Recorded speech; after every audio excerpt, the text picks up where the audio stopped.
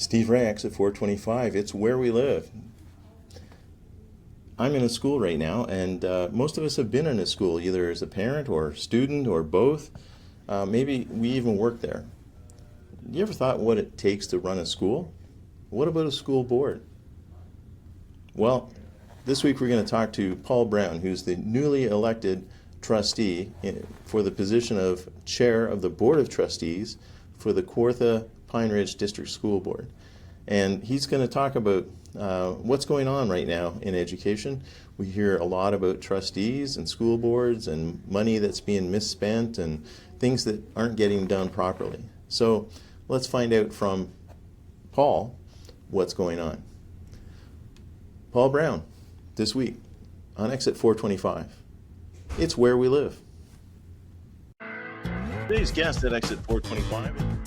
In the main corridor of exit 425. Local politicians to connect with families. What are some unique challenges? Thanks very much, Steve, for having me. Exit 425.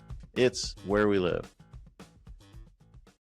Paul Brown, School Board Trustee for Clarington. Welcome back to Exit 425. It's been a day or so, as they say. Thank you for meeting me here. I'm looking forward to our conversation. Thank you, Steve. I appreciate you inviting me here. Congratulations on your recent election as the new chair for the Kawartha Pine Ridge District School Board of Trustees. Do you think you'll be the last one?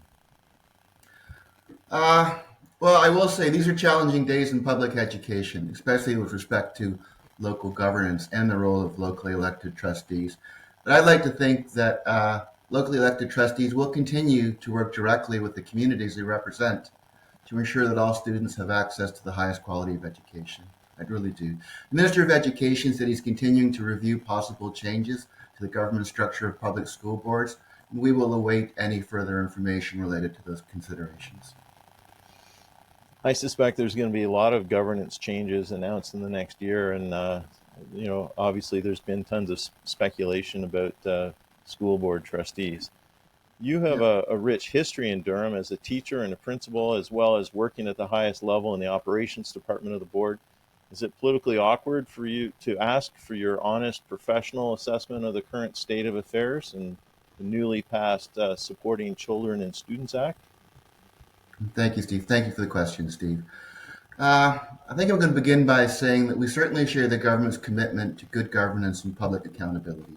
It really is part of our core values as a district school board. We have always been and continue to be open and accountable to the students, families, and communities that we serve.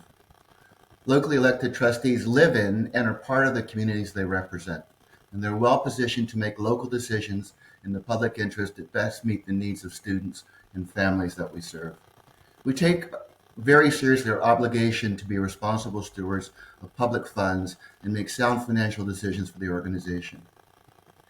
And each year we have to balance the obligation with supporting services and programs we know are crucial for student success, ensuring the students and classroom needs are our number one funding priority. And we can't lose sight of the essential value school boards bring. That is the ability to respond meaningfully to the unique needs and realities of local communities across Ontario. I'm going to say also, Steve, that, give me a second. I'm losing my video here. Oh. Can we cut that for a second? Yep. I'm just, I've got computer issues here.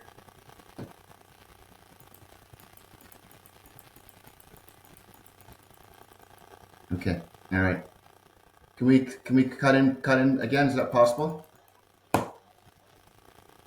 Yeah, Steve, start you wherever still you there? want to start. Yeah. You can't see me? So trustees are elected local leaders who are directly accountable to the voters. Their lived experience and deep community knowledge give them unique and vital perspectives, knowledge, and local relationships. What work does KPRDSB have to do right away, if anything, to comply with the new act? Well, similar to other school boards across the province, we continue to review the recently passed legislation to ensure that we understand any actions that we need to take either in the short or long term. The broader issue, I think, is that we will continue to act as we always have, with accountability, transparency, and responsiveness to the communities that we represent. In this way, we will continue to be aligned with the new legislation. When I see "do not ingest" on the label of something like shampoo, I wonder about the backstory. Describe what you believe might be the backstory for the new student and family support offices that each board is now required to implement. Thanks for the question, Steve. I can't speak for the government, but what I can say is that our staff are engaged on a daily basis in supporting student achievement, well-being, and success for all. We are committed to supporting families and resolving issues that arise along their students' educational journeys. We take all concerns from parents, students, staff, and families and communities seriously. And we have a parental and public policy document to ensure that matters are handled in a timely and fair manner. We believe that the best path to resolution is usually closest to the source of the problem. In part of our board action plan, we're committed to open and transparent communication that builds trust and collaborative relationship with students, staff, families, and the community. And I say the newly announced student family and support offices, or the newly announced student and family support offices, align with the work we continue to do with students and families on a daily basis. So I think we are doing what we need to be doing. That's awesome. And I know, obviously, from personal experience that, and the minister has indicated that there needs to be some sort of effort to communicate with the school first and the teacher and all the people at that level of the issue. And Yeah. it seemed to me that most of the issues were dealt with at that level anyway. So it'll be curious to see how much work this office actually does in each board. Yeah, yeah. An awful lot of these issues are of operational nature and wouldn't come to our level. They would be dealt with, as you say, at the school level with the teacher and the principal. So you're exactly right in that. You are within 1 year of completing your first term as a school board trustee, and you're doing it in fine form as the chair.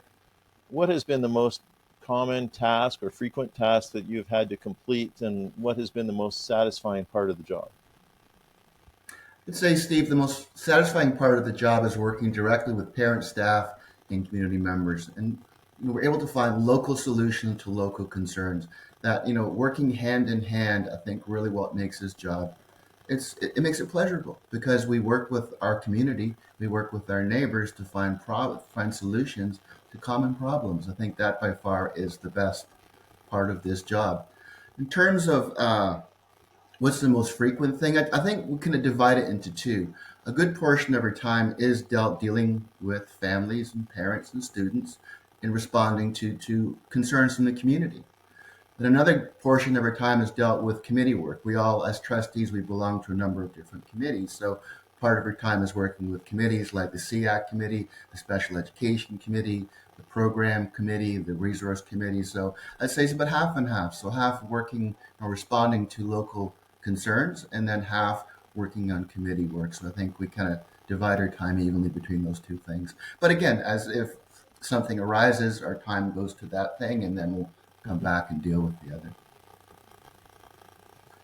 That's awesome. And one of my concerns throughout this whole process of reimagining the governance of our schools and throughout the province is just ensuring that there's that local point of contact and there's a local solution maker for every problem. And in most cases there are now, but and even in the sense of employees reaching out to get help with a payroll situation, and having someone relatively local that can help them out and who has ownership in the system.